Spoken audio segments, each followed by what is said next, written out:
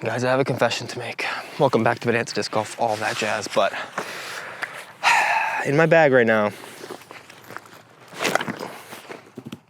that was not on purpose. Actually, I've been carrying the Berg. I'm so sorry. I made a video about it earlier. Welcome back to Bonanza Disc Golf. Today, I'm gonna be throwing one of the most culty discs in the world, the Kastaplast Berg.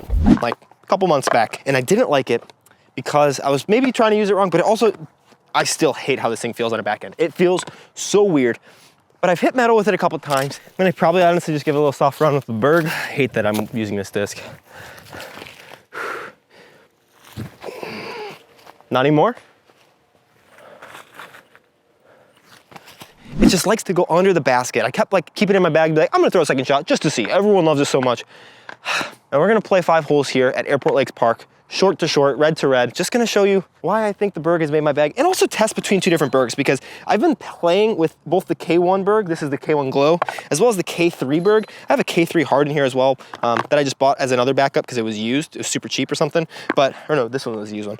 But we're gonna go with the K3 versus the K1 Glow Berg at 5 holes here at Airport Lake. And even though some of these holes are probably gonna be slightly out of the range, I just want to explain to you why I've now started bagging and kind of almost loving the Berg. Not quite loving. Can't go all the way with that, but almost. I'm sorry to everybody. I'm sorry to Luke from Swanky Disc Golf, but this is a good disc, buddy, I'm sorry. Also, just for the record, if anyone has any connections at Kastaplast, I would love to talk to them about getting custom discs, because I'm planning on doing that a lot. But the numbers on the Berg are 1102, and I found the plastics do vary this significantly, as we'll see, which is why we're comparing 2 Bergs. The K1 Glow I found is slightly more overstable, kind of similar to just my normal K1. Get down and go in. Oh! But honestly, the K1's slightly less stable. It's kind of in between these two, and that's a slot that I really liked. I just lost it somewhere. I think I lost it in Atlanta. I do not remember where it went. So this hole's 255 feet. We're just gonna throw it straight. We're trying to beat par with the Berg. Honestly, I have that K3 Hard Berg. If I can't beat par with either of these discs, I'm gonna give the K3 Hard away, because these ones are staying in my bag for now, because they do actually feel slightly different slots. I'm not saying that this is the shot that this is supposed to take, but you can give runs with the Berg, which I'll explain in a second. But K1 Glow, good form, throw it hard and far. So see that Berg? That is like, that's gonna get there. Oh, actually farther. Wow, that was a solid pull. I feel like I need to throw that exact same shot with this, because that one holds the line, but goes left. This one has just the slightest bit of flip to it, but it just goes straight. Whereas that one didn't really go straight. It kind of glided very slowly to the left because it only has one glide. And that one glided very slowly to the right. I wonder if I throw the K1 Hard if it'll be different. We're gonna try this. This is my first shot with this.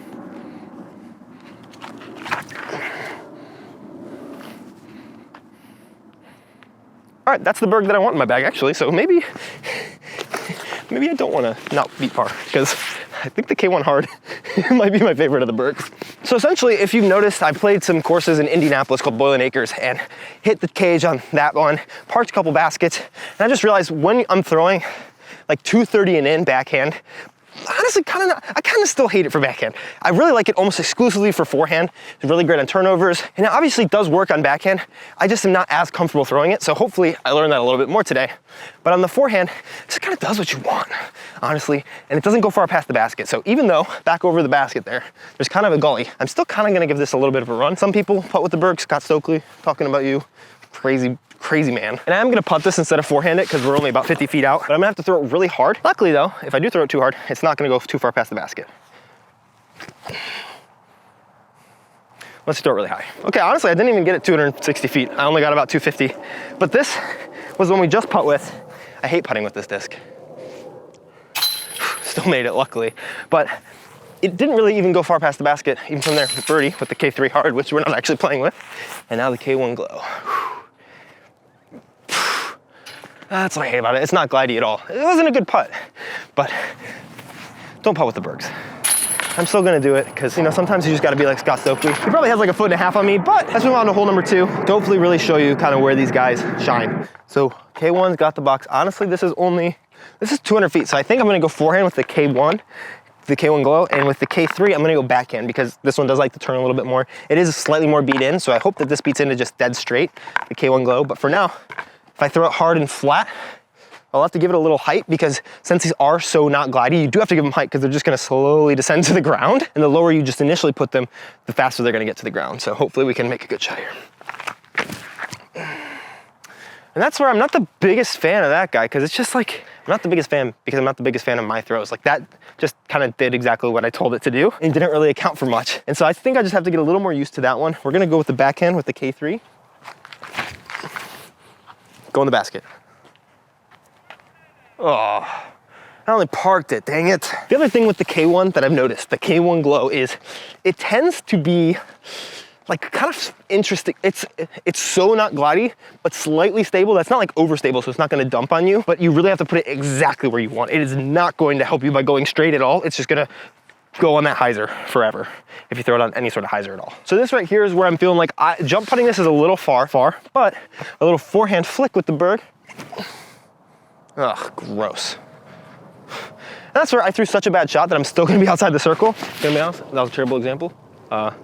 Normally I feel like I can get closer than that, but that was really bad. The one nice thing that I think even this Berg shows, first off, airplanes, but second off is I really missed this shot like bad. Like the hyzer was way more than it needed to be.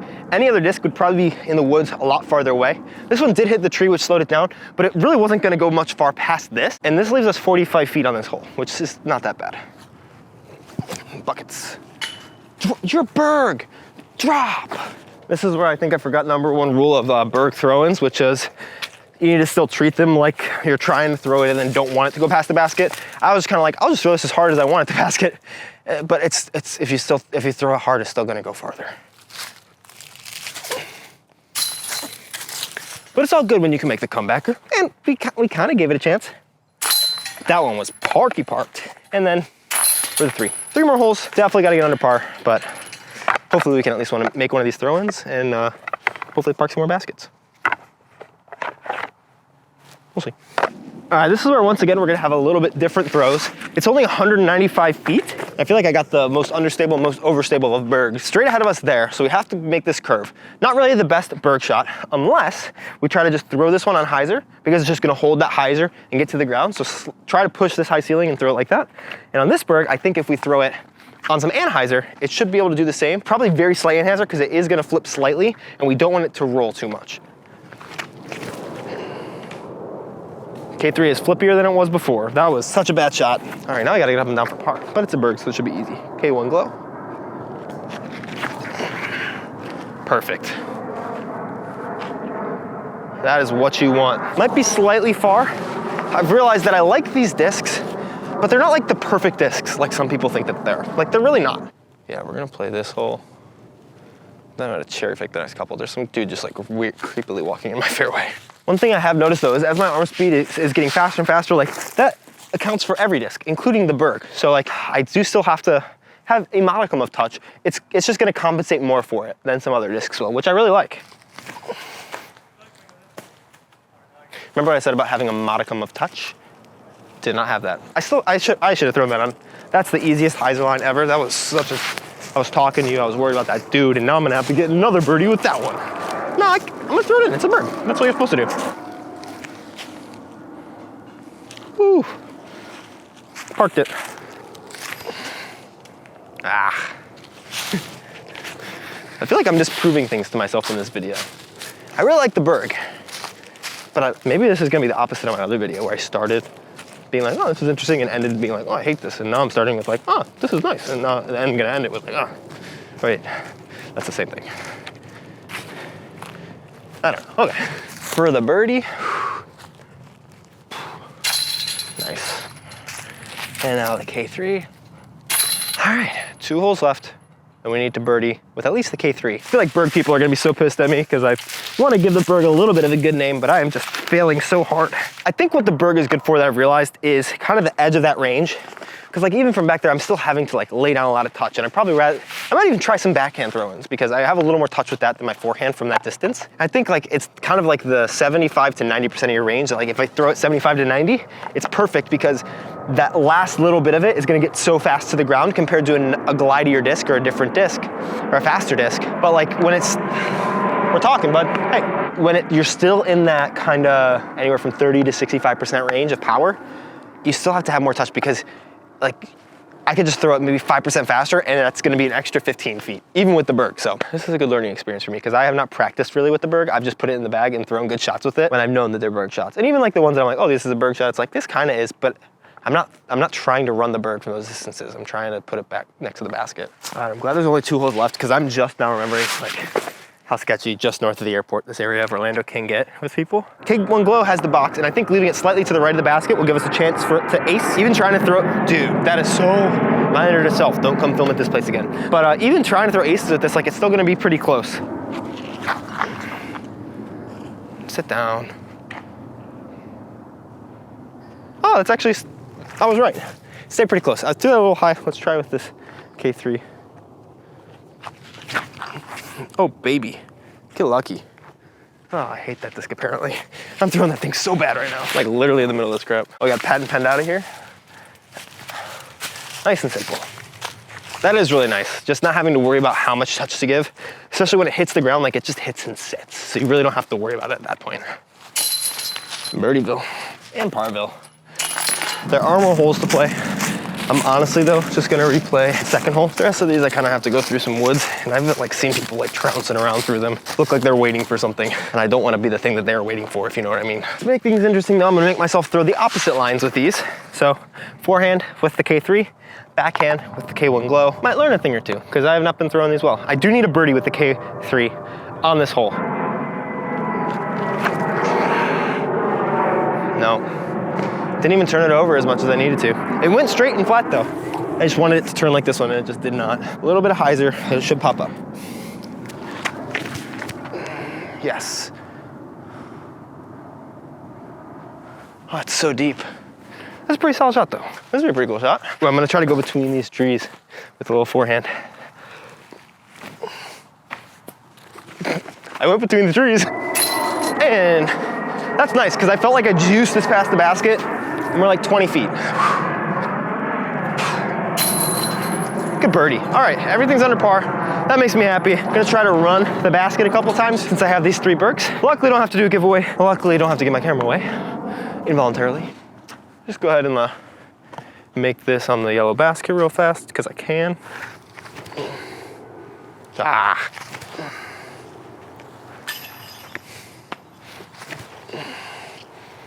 Those heights are good. Definitely didn't just unload the clip and draw no medal, except for the 1 Berg shot. But I feel like this video is basically just to let you guys know that I am on Team Berg if there are teams. I feel like it's just Berg and no Berg. There's not really another disc that wants to compete with this. I would love to try the other 1-speed discs if you think any would be better for me, like the Armadillo, the Polecat, Sonic I think is 1-speed as well. I'd say it'd be an interesting disc to try.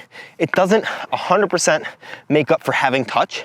You still need touch, as displayed today that I didn't have any. It does make having touch a little bit easier. And just disc golf is all about having the tools that make it easier. I know in the first video, one of the main things that was a drawback for me is like, I want to work on my touch. I can work on my touch and throw a Berg. And maybe there's a time that I graduate from having the Berg, but it's also just a different tool, you know? It's just a different disc.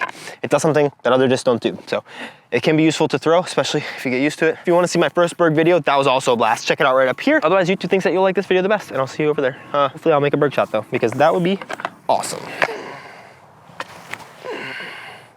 Better.